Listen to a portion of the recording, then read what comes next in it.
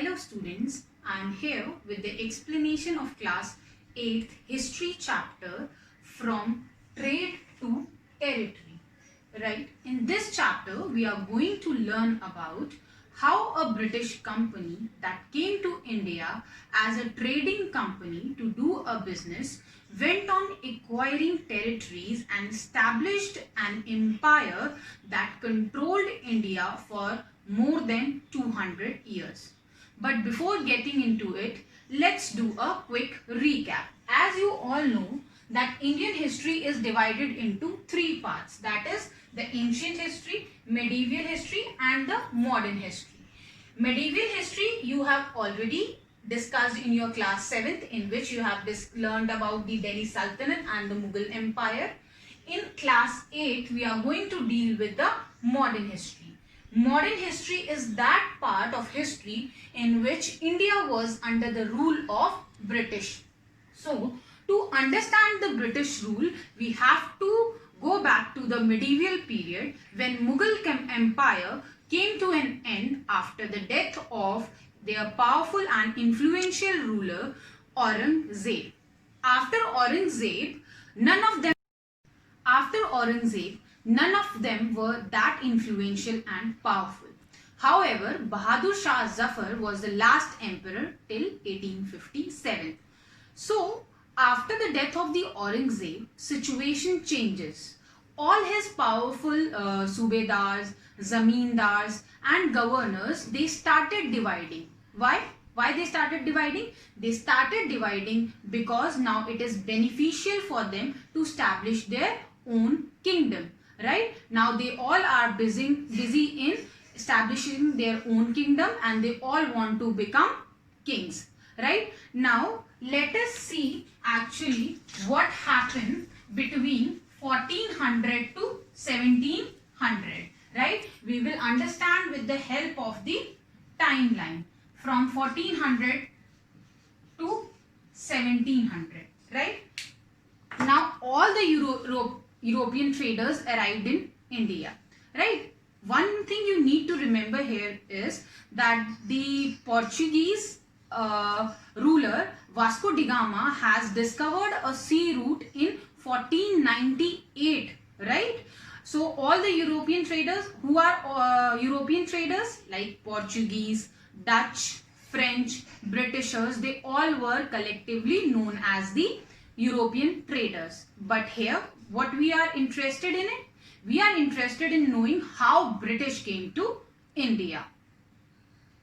It all started in 1600 when company acquired a charter from Queen Elizabeth I. Now what do you mean by charter? Charter is an exclusive right or license to trade in India. Right? So from Queen has signed a paper where she gave a permission to a particular English company to trade to the eastern countries. So with that charter, company goes to the east through sea route looking for a new land where they could buy cheaper products and sell them back at the higher profits. So basically from the signed charter, no other English trading company can trade, as there was no competition from their own country.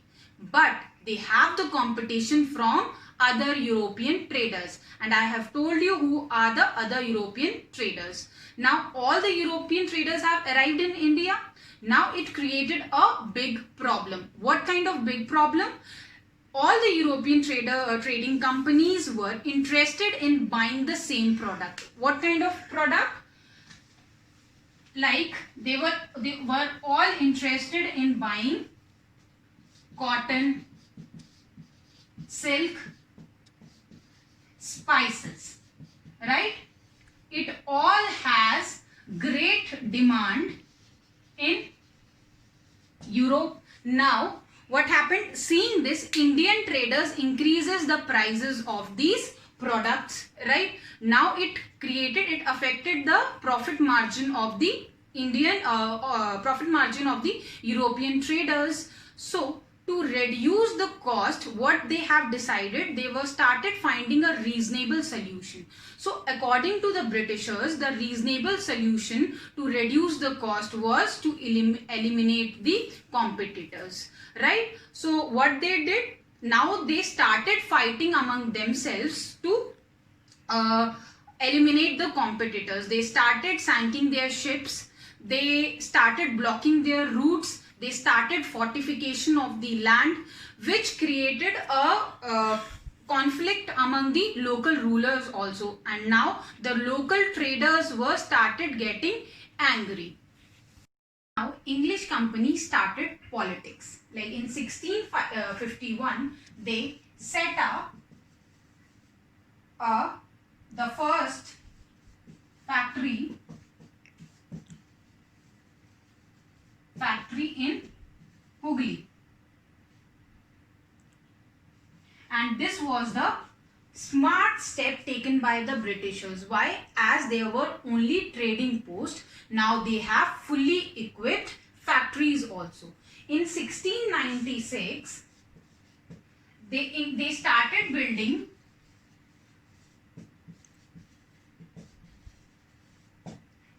fort near the factories, right? So you can see from here they are gradually increasing their power.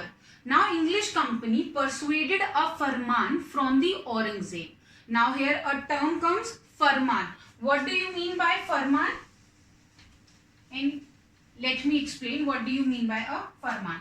Farman is a royal order.